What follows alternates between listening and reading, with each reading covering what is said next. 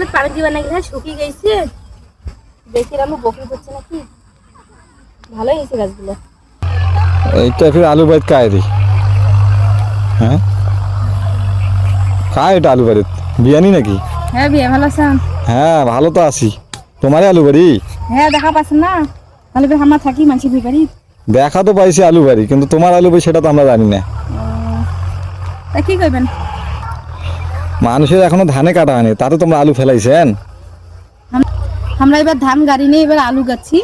আগুর যেন দাম কম আলুর এই জন্য আগুর গাচ্ছি হ্যাঁ হ্যাঁ ভালোই তো হয়েছে আল্লাহ ভরসা আল্লাহ কি করবে? আলুর গাছ দেখে তো মনে হচ্ছে ফলনটা ভালোই হইবে আলুর সবকিছু আল্লাহর ইচ্ছে